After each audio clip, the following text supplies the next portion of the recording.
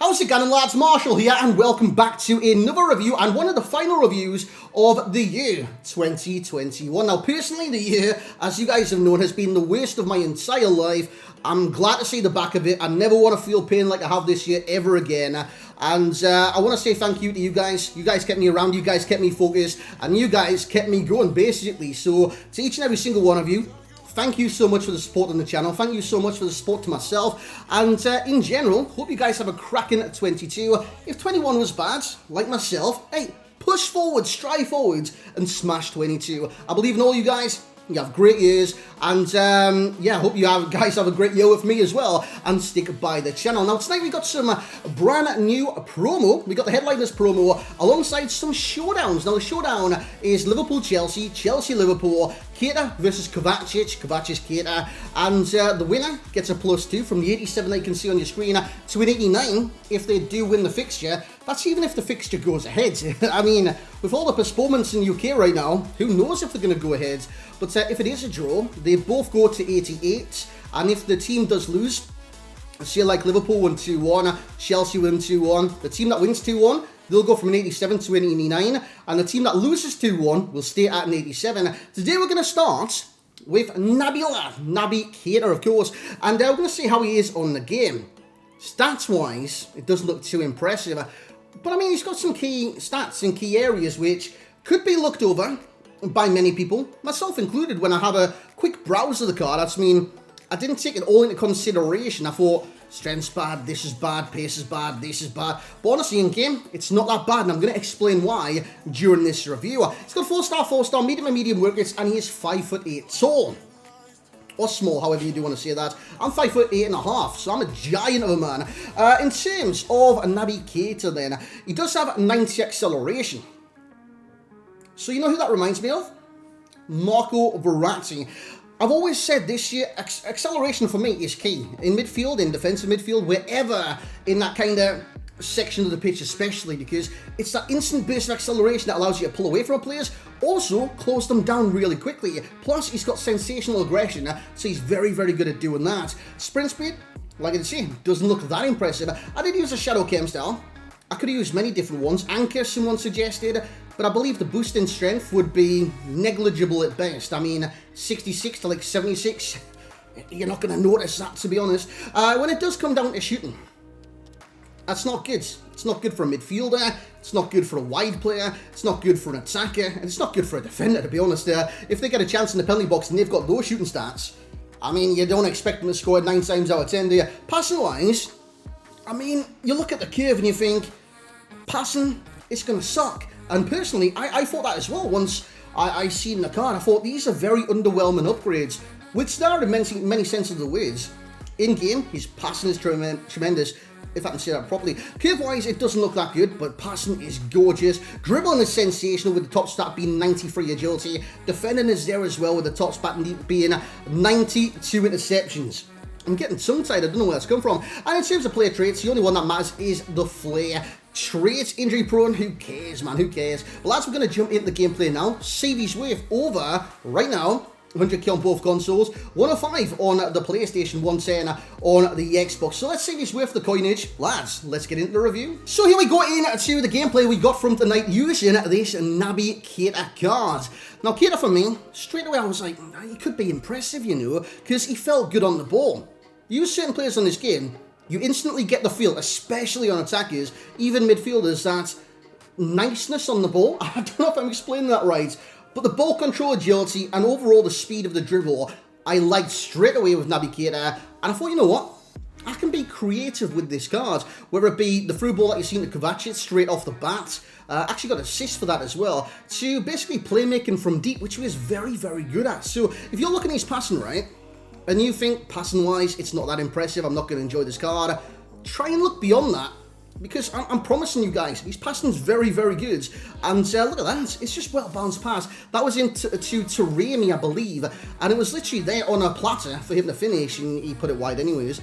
But you can definitely play make from deep with the passing, and like I did say, with the agility and dribble and stuff like that, even the ball control, he's very good at getting out of narrow situations. Now, he's not the strongest in the world.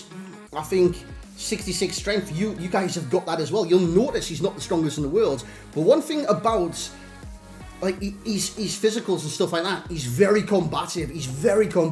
He does lack the work rate, like a high height, like a Kovacic, but he's very aggressive in the challenge, and that lets him, well, earns him the ball most of the time. When he goes in for that 50-50, you've got more hope of him coming out with the ball than many people with like 99 strength and like 50 aggression. That is the way that works. Aggression is very underrated stat on FIFA, has been for a number of years. It allows you to do many things in 50-50s, many things in the challenges, even going up for headers, whereas strength pretty much does nothing unless you're in front of the player. So when I'm looking at aggression and strength, the stat I need is the aggression. And even though I looked at the physicality on his face card stats and it was 74, I thought he wouldn't be that good physicality-wise. But honestly, he's very, very aggressive. Now this is late on in the match. Look at the composure from himself, and he does score at the end of that as well to send the fans into raptures. It was 5-5. We scored an equaliser late on in that game. He is capable of scoring goals. Now his shooting isn't the best in the world, and I'm not going to even claim it's half decent because it's simply not. But it's not like he can't score. You've just seen it there late on in the game. Left-footed across the keeper. And he finished it very, very well. Now, he's right-footed as well. Now, he's got a 4-star weak foot, so it doesn't really matter too much. But, I mean, that was a great finish. A great finish in a pressure situation. Using his shot power, didn't, place it or anything like that. Shot power, across the keeper, back of the net. That's what I want from my midfielders. If they can work the midfield really well, and then score when they do get into certain positions, I'm all for that. But is he going to score 30-yard worldies every single match, every single shot? The answer will be no. He doesn't have the long shots, he doesn't have the finishing, and I don't think he's got the consistency when it does come down the category. So in terms of cons, straight away, shooting is in there, top speed is in there as well, and I nearly couldn't talk there. And like I was saying, lads, when it does come down to pace, it's not that bad, because his acceleration is sensational. The only thing you need to watch out for is, if he's in a straight race, watch out then, because he will get kind of overrode. Someone will overtake him eventually, especially if it's on a straight. So top speed isn't great. Apart from that, it's a brilliant card. Passing, acceleration, dribbling, agility, and aggression are amongst these pros. With that being said, we're going to look, we're going to compare, and see what he's like compared to other midfielders in the same position in the Premier League and give you an overall rating. So there we have it, live for Naby Lad. Naby Lad's very good, and I don't know why I'm saying that, but I just like it. The Naby Lad, the meme, it's brilliant. It's absolutely brilliant. He seems like an amazing person in real life. I think his form was a lot better at Leipzig before he went to Liverpool. But hopefully, I mean, he's had a long time now to hit that form of the Bundesliga. But hopefully he does come into his own for Liverpool. When I do see him, he's not even that bad. I don't know why I've got a tickly cough. See, it just keeps going there. But as far as Keita goes, fantastic. I know I say this about a lot of midfielders and stuff like that. He's not bad.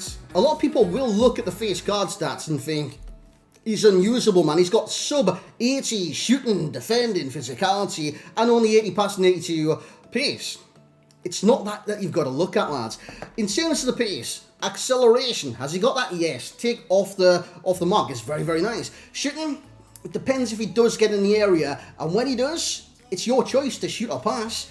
Obviously, it limits the card, and I do see that. If you do need to shoot with him, take the shot. I mean, it might go in, like you did see during the gameplay. Passing-wise, very good. The stats that bring that down, obviously, the crossing and the curve, even the free kick accuracy. But he does those short passes, even the long passes, super effectively, and the vision's quite high as well. Dribbling is utterly sensational for what he does offer. The medium work rates, the kind of box-to-box role, sensational. Then, I mean, I put a shadow on him. It boosts his stand tackle to a decent level of 88. Defensive awareness, 87. Actually, 88. My math is amazing. That's not exactly amazing, like brilliance or anything like that. The thing that Naby Keita does defensively is intercept the ball more than he does go in for the challenge. So if you're in and around the proximity of the player making the pass, jockey. And what I mean by that is press this little button right here, boys. That little button right there, the L2. Depending on the console, it's L2 or LT, depending on the console. His aggression comes into play in the 50-50s, interceptions comes into play defensively, and overall, he's a very good player for what he does offer your team. If you kind of compare him to the Kovacic, just stat for stat, Kovacic has way better passing and better dribbling, surprisingly enough. But then again, Keita is better in every single category. Movement, I'm not too certain. He had high. I really did like this Kovacic as well. If you do want to see a review on Kovacic, please let me know in the comments as well. Very good card. Very, very good card. Two different types of players. I see Kovacic is more of an advanced, sort of like, yeah, sort of more advanced box-to-box. Whereas I see Naby Keita as a more defensive box-to-box. I don't know if that makes sense, but it definitely does to me. At Sabo, players like that, personally, are better than Naby Keita.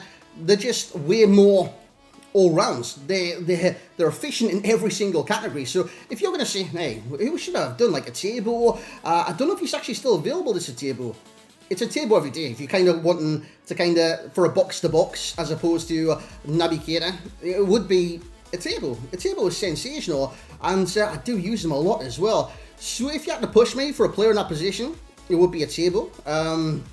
Then obviously in the Premier League, it's box-to-box. You've got many good players.